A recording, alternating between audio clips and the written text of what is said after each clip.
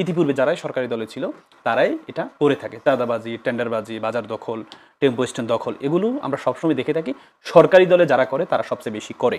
এবং এটা যদি স্বরাষ্ট্রমন্ত্রী যদি শক্ত হাতে দমন করতে চায় তাহলে এটা সম্ভব। কিন্তু ব্যাপারটা হচ্ছে আমরা শক্তের হাতে দমনটা কেমন দেখছি। আপনি একটু আগে বললেন না তাদের অনেকে গ্রেফতার করা হচ্ছে, বহিষ্কার করা হচ্ছে, বহিষ্কার করা হচ্ছে। আপনি দেখেছেন মনু, কয়েকদিন আগে যুব দলের নেতা মনু একটা অফিসে সিসিটিভির ফুটেজের মাধ্যমে আমরা আপনাদের মিডিয়ার মাধ্যমে আমরা দেখতে পেয়েছি, সে বলেছে যে বাসায় গিয়ে বেডরুমে গিয়ে তার সন্তান সহ স্ত্রী সহ হত্যা করবে, এমন হুমকি দিয়েছেন মনু সাহেব।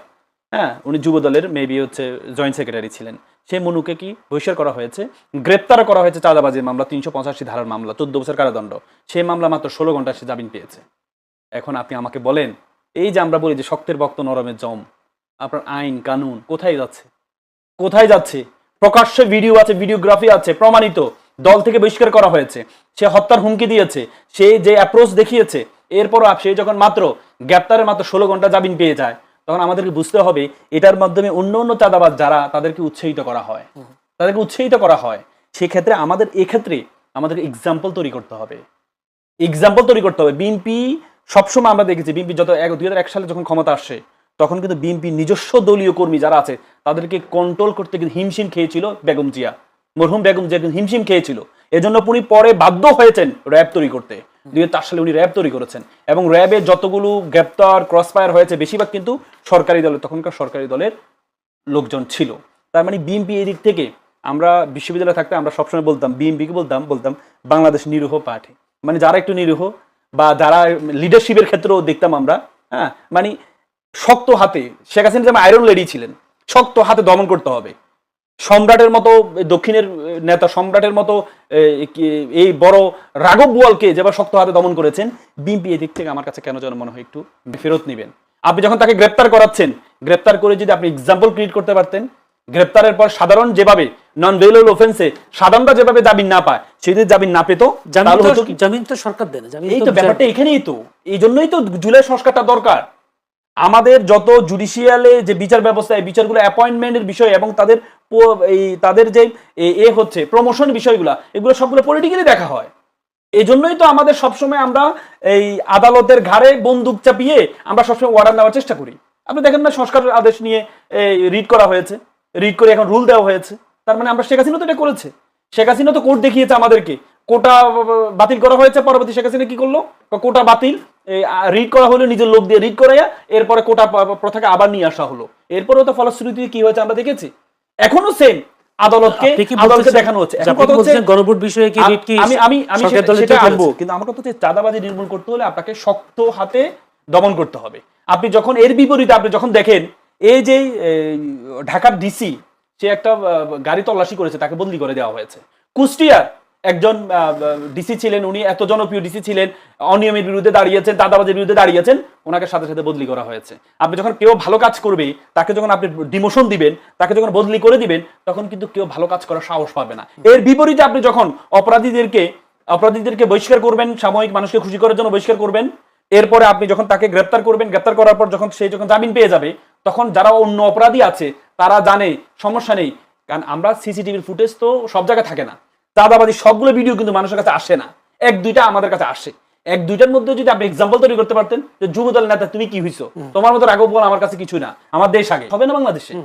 আমরা মনে করি তারেক রহমান সাহেব যে উদ্যোগগুলো গ্রহণ করেছেন, উনি ওনার গাড়ির বহরটা কমিয়েছেন, উনি ছবি ব্যবহার থেকে ফেরত আসছেন, উনি যে পার্টিতে যাচ্ছেন, এগুলো তো আমরা অ্যাপ্রিসিয়েট করছি, এগুলো তো আমরা অ্যাপ্রিসিয়েট করছি। উনি জ্যামের মধ্যে দাঁড়িয়ে আছেন, কিন্তু বাংলাদেশের সমস্যাগুলো, ছোট ছোট সমস্যাগুলো বাংলাদেশের সমস্যা না, বাংলাদেশের আরো বড় সমস্যাগুলো আছে, যেগুলোকে এক্সাম্পল তৈরি করতে হবে, তারেক রহমান সাহেবকে শুধুমাত্র ওনাকে শক্ত হাতে এগুলোকে দমন করতে হবে। স্বরাষ্ট্রমন্ত্রী দিয়েছেন ভালোভাবে, সেভাবে শক্ত হাতে যদি দমন না করা যায়, ওনার ভালো কাজগুলো, আমি ওনাকে ক্ষমতা আসার আগেও, শপথ নেওয়ার আগেও বলেছিলাম, তারেক রহমান সাহেবের সবচেয়ে বড় চ্যালেঞ্জ হবে নিজের দলীয় যে নেতা কর্মীরা, যেগুলো উচ্ছৃঙ্খল নেতা কর্মী, এদেরকে কন্ট্রোল করা ওনার জন্য সবচেয়ে বড় চ্যালেঞ্জিং হবে।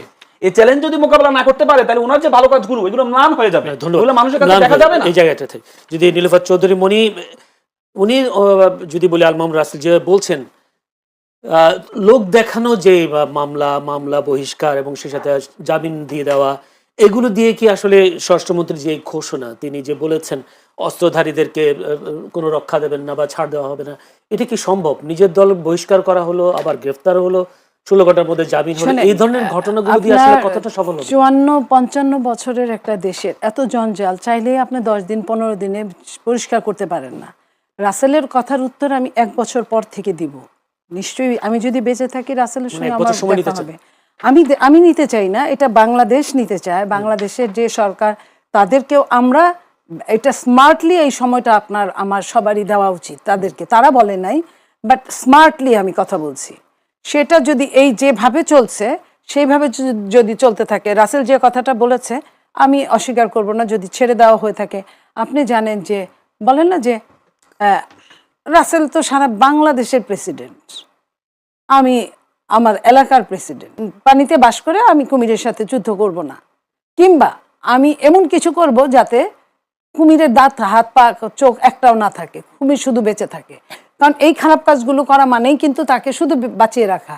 কারণ এইটা কিন্তু দিন শেষে কিন্তু জনপ্রতিনিধির উপরেই এটার বাসটা যেটা বলি আমরা সেটা যাবে। সেই হিসেবে যে বা যারা ছাড়িয়েছে, যদি ছাড়িয়ে থাকে 16 ঘন্টায়, আমি ঠিক জানি না, 16 ঘন্টায় যদি ছাড়িয়ে থাকে তাহলে আপনার ঘটনাটা ওইখানে একদিনে যেমন ভালো কিছু হয় না, একদিনে তেমন ঠিক মন্দও কিছু হয় না। বিগত 1.5 বছর যে অন্তর্বর্তী সরকারের আপনার যতগুলো বহিষ্কার করা হয়েছিল সেগুলো তো ধীরে ধীরে সবগুলো তো আবার দলে ফেরত দিয়ে এটার কারণটা আমি বলি, শোনেন, নির্বাচনী যে টানাপোড়েন থাকে আপনিও জানেন, নির্বাচনটা খুবই ডেঞ্জারাস একটা কঠিন কাজ। তো সেই টানাপোড়েনে এরা রাস্তাঘাট সব চিনে, অনেক বছরের পুরখাওয়া, আমি তো অস্বীকার করছি না, পুরখাওয়া কর্মীদের, ওরাও যে কর্মীরা ওরা হয়তো মাপ চেয়েছে, মাপ চাইলে আল্লাহ মাপ করে, সেখানে একবার দুইবার আপনাকে সুযোগটা দিতে হয়। ওরাই যে আবার সেকেন্ডলি এই টর্চার করছে এটা কিন্তু আপনি বলতে পারেন না। তো যে কারণে ইলেকশনের সময় যে টানাপোড়েনটা থাকে কর্মীদের, এর মধ্যে আবার বিদ্রোহী প্রার্থী আছে, সেই বিদ্রোহী প্রার্থীর যাতে হাতে না যায় কর্মীটা, এতদিনের পুরানা পুরখাও আপনার কর্মী, সে যেন না যায়, এই কারণে আপনাদের পত্রিকা এগুলা থেকে তো বের হবে না, আপনারা অবশ্যই ধরতে পারবেন। আমার মনে হয় যে ওইটা ইলেকশন পারপাস একটা জিনিস কিছুটা উদারভাবে দেখা হয়। নির্বাচনে জেতার জন্য আমার একটা কর্মী মানে 1000 মানুষের সমান কর্মীটা, তো সেই হিসেবে দেখা হয়, সেটাকে আপনি অন্যভাবে ধরেন। বাট এখন আমাদের চেয়ারম্যান সাহেব উনি বলেছিলেন নির্বাচনের অনেক আগে, উনি যখন লন্ডন ছিলেন তখনই উনি ভার্চুয়ালে বলেছিলেন অনেক মিটিংয়ে যে আমি যদি কোনোদিন কোনো দায়িত্ব পাই, তখনও যদি জানি যে এই লোকটা আমার দলের সেই খারাপ কাজটা করেছিল, আমি সাথে সাথে সেই আগের কাজের জন্য অ্যাকশনে যাব। এখন তো আমার কোনো ক্ষমতা নাই, আমি তো বহিষ্কার করা ছাড়া কোনো অ্যাকশনে যেতে পারি না। তাহলে আপনার মনে করেন যে আপনি যদি প্রমাণ সাপেক্ষে যদি সামনে তুলতে পারেন, কাজ করলেই কিন্তু ভুল হয়, কাজ না করলে ভুল শুদ্ধ হয় না, যে করে না। তো আমরা বিএনপি যখন রাষ্ট্রীয় দায়িত্বে তখন কাজ করবে, কাজ করতে গেলে ভুল শুদ্ধ হবে, এবং ভুল শুদ্ধে পরিণত করার কিন্তু দায়িত্ব। আপনি এই যে এর মধ্যে কর্মচারী নিয়োগ প্রসঙ্গে বেশ কিছু কথা টথা উঠছে, আবার ওইখান থেকে চেঞ্জের একটা ব্যাপার আসছে, এই জিনিসগুলো একটা মানুষ তো আসলে সব মিলে এত জানার কথা না। যখনই একটা সমালোচনা আসে তখনই কিন্তু ওটা আরো ভালোভাবে জানা যায়, তখনই একটা পদক্ষেপ না নিলে তখন আপনারা বলতে পারবেন যে আপনারা শুনেছেন, আপনারা দেখেছেন, আপনারা নিশ্চুপ থেকেছেন, আপনারা কিছুই করেন নাই, সেটা বলতে পারবেন। সেটাকে অবশ্যই আপনাকে মিনিমাম আপনার হানিমুন পিরিয়ডটা যেতে দিতে হবে। সেই হানিমুন পিরিয়ডটা কতদিনে? হানিমুন পিরিয়ড কত দিনে হয় আপনি জানেন না? আমি আমারটা 1 বছর বলেছি, বাট হানিমুন পিরিয়ড মানে স্মার্টলি প্রস্তাব দিতে হবে কেন? আপনার প্রস্তাব দিতে হবে, আপনার প্রস্তাব দেওয়ার কি মানে প্রস্তাবটা দিতে হবে কেন? এটা তো গণভোটে পাস হয়েছে, যে গণভোটে পাস হয়েছে, গণভোটের যে প্রশ্নগুলো ছিল 30টা এর প্রস্তাবনা পাস হয়েছে, গণভোটে 59% মানুষ জনগণ ভোট দিয়েছে, এটা তার অধিকার। সংস্কার পরিষদের শপথ না নেওয়ার এটা তো আপনি না করলে এটা আপনার বিষয়, আপনি এটা দেওয়ার কে মানে এটা তো তার অধিকার। আপনি দিচ্ছেন কেন? এটা তো আপনার দেওয়ার বিষয় না। আমি টাকা পাই 100 টাকা, ওদিকে টাকা পাই 100 টাকা, আপনি আমাকে 20 টাকা দিয়ে ধর নেই কেন নি? আপনি তো আমি তো টাকা পাই, আপনি তো ঋণগ্রস্ত, আপনাকে প্রস্তাব দিতে হবে কেন? আপনি জনগণের 50% ভোট পেয়ে আপনি জনগণের দেশের প্রধান হয়েছেন, দেশ চালাচ্ছেন, কিন্তু 59% মানুষ তো ভোট দিয়েছে, দেশটা কিভাবে চলবে? দেশের বিরোধী দল ডেপুটি স্পিকার পাবে, এটা জনগণ ভোট দিয়ে বলেছে। আপনি যে সেটি শপথ গ্রহণ করলেন না, সে অধিকার দিতে চাচ্ছেন না, অধিকার না দিয়ে 100 টাকা না দিয়ে আপনি 20 টাকা দেওয়ার জন্য আপনি বললেন যে এটা নাও, কেন প্রস্তাবটা আপনি দিতে হবে কেন? বিএনপি এটা তার অধিকার। বিএনপি স্ট্যান্ড নিতে পারে কিনা? এটা তারা তো- বলছে গণভোটের চেয়ে আমাদেরকে জনগণ আমাদের 31 দফার উপর ভিত্তি করে আমাদেরকে ভোট আচ্ছা, দিয়েছে, যদি এটা আমরা হয়, সেই দফার উপর যদি চলবো। এটা হয় আপনি আমাকে বলেন, তাহলে তার deputy speaker কথা আসে না। কমন সেন্সটা একটু অ্যাপ্লাই করেন। আপনি নির্বাচনের আগে ইশতেহার দিয়েছেন, শুধু ইশতেহারের উপর তো আপনাকে জনগণ ভোট দেয় নাই। আপনি নির্বাচন তাই আগে দাবি করেন। আপনি নির্বাচন আগে বলেছেন গণভোটে হ্যাঁ ক্যাম্পেইন করেছেন, গণভোটে হ্যাঁ দেওয়ার জন্য বলেছেন। আপনি নিজেই বলেছেন গণভোটের প্রস্তাবটা কিন্তু বিএনপির পক্ষ থেকে ছিল। গণভোটের প্রস্তাবটা No. সে প্রস্তাবের ভিত্তিতে কখন হবে এটা No. নিয়ে প্রশ্ন আসছে। এটাকে আওয়ামী লীগ এই কি বলে নির্বাচনের দিন হবে নাকি আগে হবে নাকি পরে গণভোট হবে? বিএনপির পক্ষ থেকে বিএনপির পক্ষ থেকে। কারণ এর আগে ৭৭-এ যে গণভোটটা আয়োজন করেছেন জিয়াউর রহমান সাহেব, তখন কিন্তু সংবিধানকে স্থগিত করা হয়েছিল। কারণ গণভোটটা সংবিধানে ছিল না। তখন প্রস্তাব আসছিল যে তাহলে এটা সংবিধানটাকে স্থগিত করা হোক। বিএনপি বলে না, সংবিধান যদি স্থগিত করে, রাষ্ট্রপতি যদি বাদ দেয় তাহলে কি সাংবিধানিক শূন্যতা তৈরি হবে, করা যাবে না। বিএনপি যখন করা যাবে না বলেছে, তখন আবার ওনারা বলেছে তাহলে ঠিক আছে, তাহলে এটা কিভাবে হবে? কারণ আমাদের কনস্টিটিউশন 142 দিয়ে 2/3 মেজরিটি আপনি সংবিধান পরিবর্তন করতে পারবেন, কিন্তু সংবিধানের কিছু বেসিক স্ট্রাকচার আছে যেটা আপনি 142 দিয়ে পরিবর্তন করতে পারবেন না। সেটা আমাদের সাথের খতে বলা আছে, আমাদের সংবিধানের সাথে খতে বলা আছে 142 দিয়ে সংবিধানের বেসিক স্ট্রাকচার আপনি পরিবর্তন করতে পারবেন না। যেমন আমাদের বেসিক এবং কি বলেছে, প্রথম এই সংবিধানের প্রথম পার্ট এবং দ্বিতীয় পার্ট আপনি পরিবর্তন, প্রথম পার্টের 4-এর কতে বলা আছে শেখ মুজিব জাতির পিতা প্রতিকৃত সব জায়গায় ঝুলাইতে হবে, শেখ মুজিবের ছবি সব জায়গায় ঝুলাইতে হবে। আপনি যদি সেটা পরিবর্তন করতে চান 2/3 মেজরিটি আপনি পরিবর্তন করতে পারবেন না। আপনাকে পরিবর্তন করতে হবে হচ্ছে কনস্টিটিউটিভ অ্যাসেম্বলি লাগবে, কারণ সেখানে সাতের খতে বলা আছে আপনি এটা 142 দিয়ে পরিবর্তন করতে পারবেন না, আপনাকে গণপরিষদ লাগবে। তো তখনই প্রশ্ন আসে তাহলে গণপরিষদ হলে তাহলে কিভাবে এই জিনিসগুলো, তাহলে তখন প্রস্তাব আসে তাহলে গণভোটের মাধ্যমে হোক। জনগণ যদি মনে করে জনগণ যদি গণভোটে হ্যাঁ দেয় তাহলে আমরা এটা মেনে নিব। এটা কিন্তু তো আপনি জনগণকে সংশোধিত। খুশি করার জন্য বললেন, আপনি তো হ্যাঁ ক্যাম্পেইন করলেন। আপনি যদি হ্যাঁ ক্যাম্পেইন না করতেন তখন থেকে বলতেন তারেক রহমান সাহেব প্রধানমন্ত্রী বর্তমানে, উনি যদি বলতেন আমরা হ্যাঁ মানি না, আমরা গণভোট মানি না, যারা ভোট দেওয়ার দেখ। আমি মনে করি 59% যে ভোট পেয়েছে তার মধ্যে অর্ধেকের বেশি ভোট হচ্ছে বিএনপির ভোট, যারা হাই ভোট দিয়েছে। তার মানে জনগণ আপনাকে তো হ্যাঁ দেখে ভোট দিয়েছে। তো সুতরাং আপনি জনগণ একটা মানবেন, এটাকে চেরি পিকিং এর মতো। আমার ইংরেজিতে একটা কথা আছে চেরি পিকিং, মানে আপনার যে জিনিসটা ভালো লাগবে আপনি সেটা নিবেন, আর যে জিনিসটা ভালো লাগবে না সেটা নিবেন না। আপনার জিনিসটা ভালো লেগেছে যতটুকু, এ সরকার যে সরকারকে বলি আমরা বলি যে সাংবিধানিক সরকার না, অনেকে বলে, এবং এই সরকার দুইটা নির্বাচন আয়োজন করেছে। একটা নির্বাচন হচ্ছে জাতীয় নির্বাচন আর আরেকটা নির্বাচন হচ্ছে গণভোট। তাহলে আপনি একটাকে গ্রহণ করলেন চেরি পিকিং এর মতো, আর আরেকটাকে আপনি বাদ দিয়ে দিচ্ছেন। আপনি তো মাত্র 50% জনগণের পেয়েছেন, ওই হিসেবে আপনি তো 59% জনগণের প্রশ্ন পারেন না। এই জায়গায় সংসদ যেহেতু সার্বভৌম, সেক্ষেত্রে তারা বলছেন সংসদে গিয়ে এই জিনিসটা পাস হোক। সংসদে আপনি কি পাস করবেন? এই যে আপনি যদি সংসদে গণভোটের গিয়ে বিষয়টা। কি পাস করবেন? আপনার তো অর্ডার আছে, আপনাকে যখন শপথ নেওয়া হয়েছে তখন দুটো চিঠি দেওয়া হয়েছে, একটা হচ্ছে গণপরিষদের চিঠি আর আরেকটা হচ্ছে আপনাকে এর চিঠি, দুইটা চিঠি দেওয়া হয়েছে। আপনি তো একটি গ্রহণ করলেন না। আর সংসদ তো পারবে না এই পরিবর্তন করতে।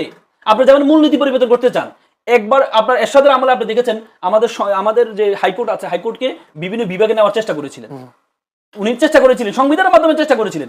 তখন অ্যাপ্লাইড ডিভিশন আদেশ দিয়েছে যে আমাদের দেশ যেহেতু হচ্ছে আপনার প্রাদেশিক দেশ না, তো সুতরাং এটা সংবিধানের বেসিক স্ট্রাকচারের বিপরীত।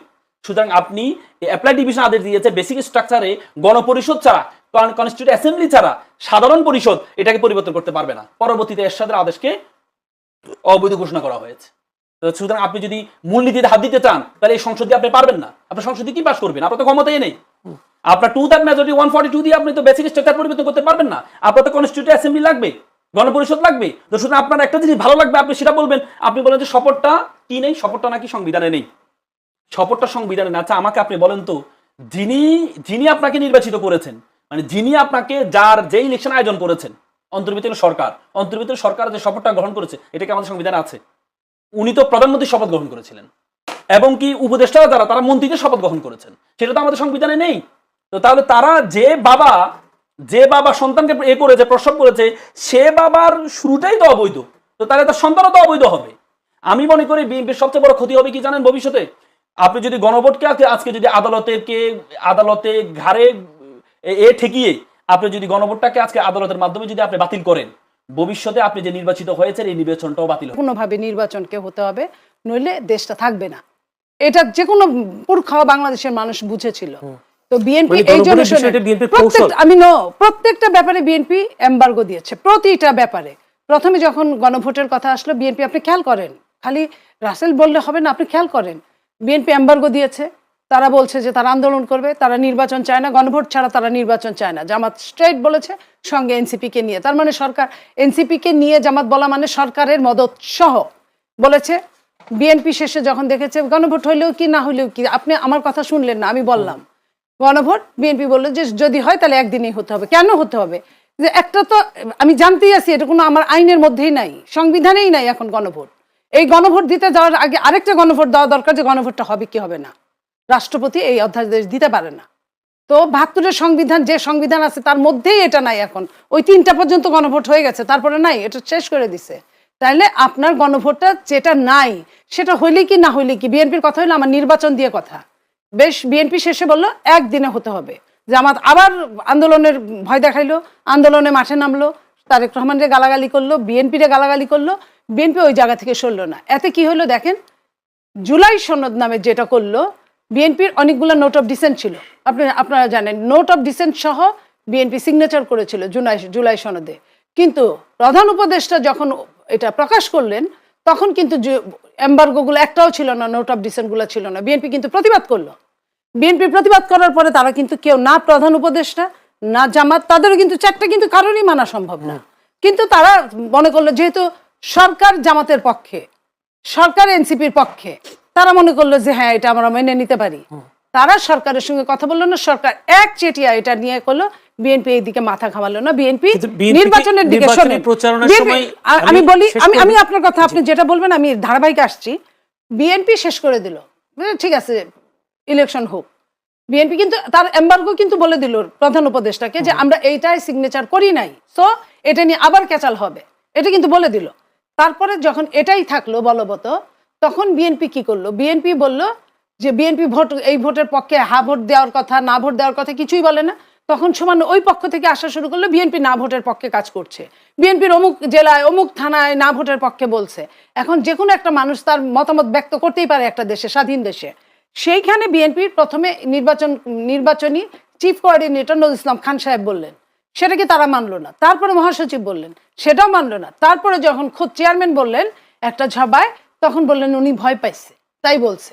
উনি বলছে ঠিকই, কিন্তু ওনারা কাজ করে না। আজকে যেভাবে ওই আপনি বলবেন দেখে আমি এটা বললাম, এই কথাটাই আমি ওই জায়গায় যে গণভোট আমি মানি না, যদি বলি এমবার্গো ছিল সেই কারণে আমি মানি না, তারপরও রাজি হয়ে আবার গণভোটে হার কথাও বলল। এইখানে আমি বলি, এইখানটা বলি যে জিনিসটা আপনার একটা ডিম আপনি মুরগিতে তা দেওয়ার জন্য বসাইছেন, যে ডিমটা কাঞ্জা হয়েছে, এটার আপনি যত দিন 30 দিন বসায় রাখেন আর 60 দিন বসায় রাখেন, ওই ডিমের বাচ্চা ফুটবে না। এটাই কনফার্ম। বিএনপি জানে যে 2/3 মেজরিটি থাকলে এই ডিমে বাচ্চা ফুটবে না।